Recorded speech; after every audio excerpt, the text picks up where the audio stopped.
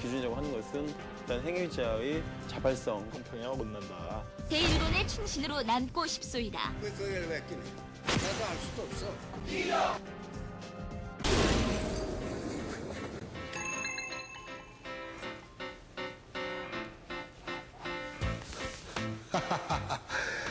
나에겐 이 꿈이 있었지. 누구보다 유명해지는 꿈.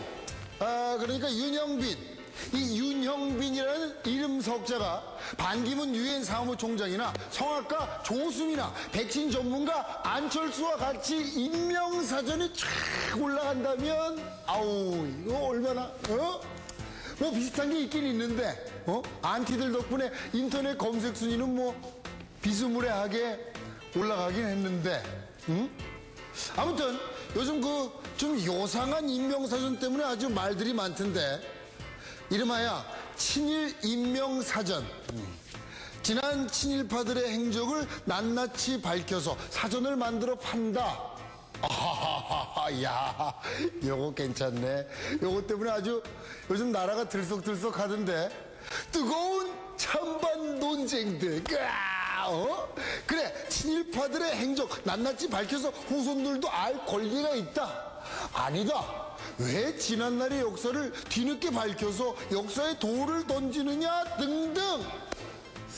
근데 이 친일 임명사전 과연 어떤 인물들을 어떤 기준으로 만드는 건지, 또 가격이 30만 원이나 한다는데 야 이거 왜 이렇게 비싼 건지, 그럼 혹시 누가 사서 보는 사람이 있을래나? 나는 이거 왜 이렇게 쪼잔한 것만 궁금한 거야. 아무튼 여러분들 이제 뭐 슬슬 궁금해질 때가 됐는데 그럼 우리 비하인드가 나서야겠지? 지금부터.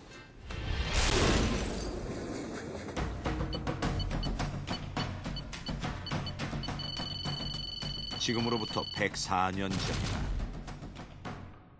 1905년 11월 17일 일본의 일방적인 을사늑약 체결로 주권을 빼앗긴 우리나라.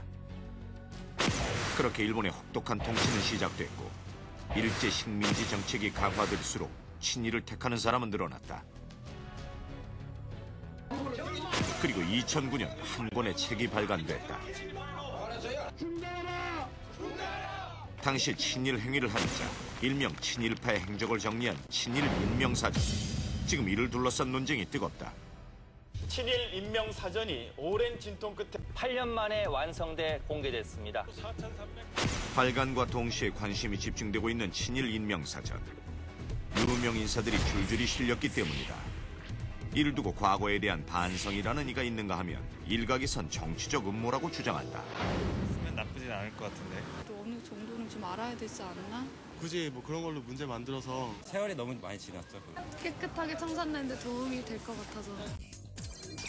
성인 남녀 1000명을 대상으로 한 설문조사에선 58.6%가 친일 임명사전 발간을 잘한 일이라고 응답했다. 친일 임명사전 대체 어떤 책일까?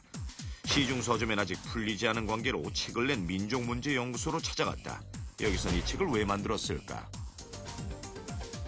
우리나라가 일제로부터 36년간 노예적 삶을 산 그 아픈 기록이 있습니다. 부끄러운 과거를 용기 있게 대면함으로써 미래에 우리 사회에 좀 밝은 미래를 기약해보자라고 하는 그런 취지로 저희가 임명사전을 발간하게 되었습니다.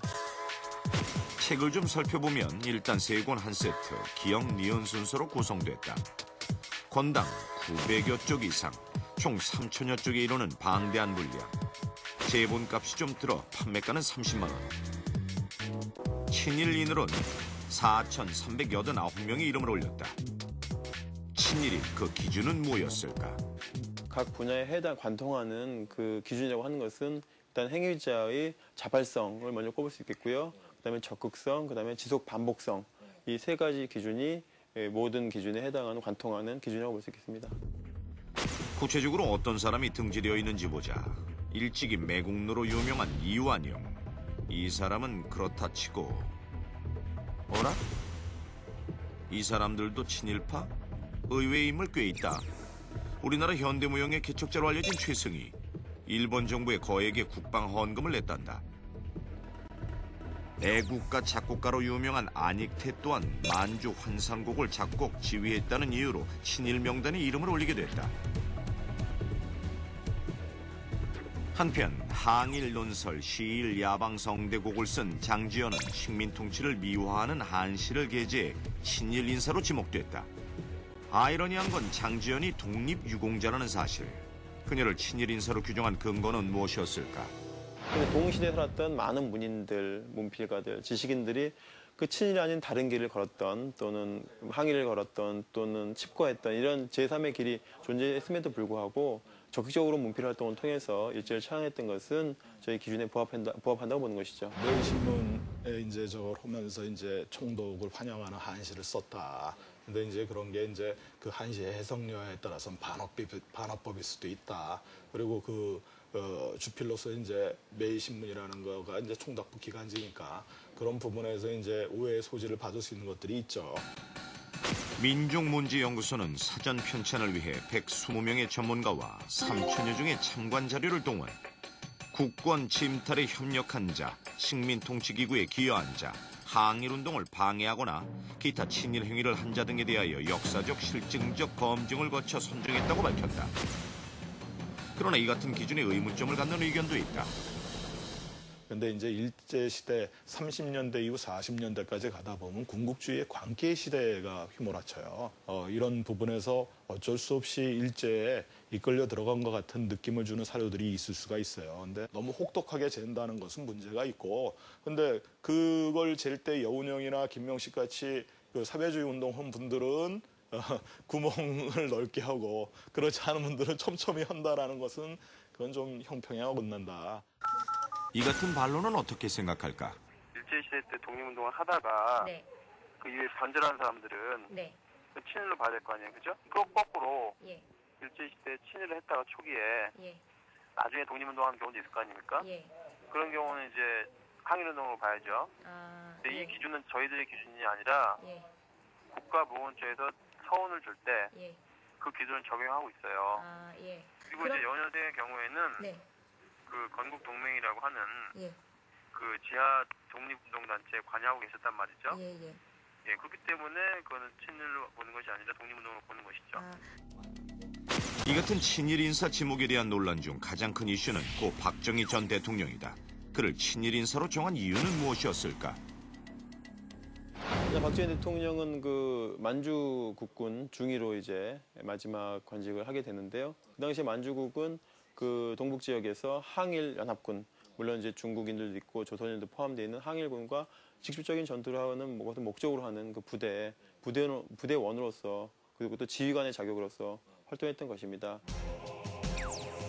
또한 만주군 지원을 위해 혈서를 썼다는 신문 내용이 알려지면서 고 박정희 전 대통령의 친일 논란은 더욱 가열되는 양상이다. 우리 진돗개니까. 목적이 있겠지, 이 사람들이. 목적이. 왜 지금 그 얘기를 지금 미수 60년이 지난 그 얘기를 왜 끼네? 나도 알 수도 없어. 뭐 정치적이지만 다 정치적이지. 그렇다면 이쯤에서 박정희 전 대통령 후손들의 입장을 들어보자. 박근혜 전 한나라당 대표 측과 전화 연결을 시도해봤다. 네, 비서관님 안녕하세요. 여기 다른 게 아니라 저희가 이번에 저희가 죄송합니다. 인터뷰를 지금 각 언론사에서 무지하게 연락이 많이 왔는데 지금 다 양해를 구하고 있습니다. 아, 그래요. 친일인명사전 관계돼서도 좀 1년 넘게 한 번도 안 하셨어요. 공식적인 입장 표명은 거절. 더 이상의 취재는 불가능했다. 친일 청산을 해냈다는 평가와 무리한 명예훼손이란 비판이 엇갈리면서 독립유공자도 대거 포함돼 보수단체와 일부 후손들이 거세게 반발하고 있습니다. 박정희 전 대통령과 장지연 후손들은 친일 인명사전 게재 금지 가처분 신청을 했지만 법원은 학문적 표현의 자유라며 이를 기각했다. 이에 대한 후손들의 입장은 어떨까? 위암 장지연 선생 기념사업 회칙을 통해 심경을 들을 수 있었다. 친일 인명사전 그거 관련해서 뭐까지 여쭤보려고 그러는데 장기야 뭐 우리가 학교 때 배우기는 뭐 시기에 방송되고 그걸 쓴 사람인데 그런 사람이 뭐 시집하는 건 좀 의아하지. 뭐 심성수나 뭐 박정희 이런 게 인명사전에 들어갔다는 건 좀 문제가 있는 거 아니에요? 나라를 위해서 국가를 위해서 이바지한 사람이 시집한명단에 들어갔다는 건 좀 문제가 있지. 끝까지 법적 투쟁을 벌이겠다는 후손 측.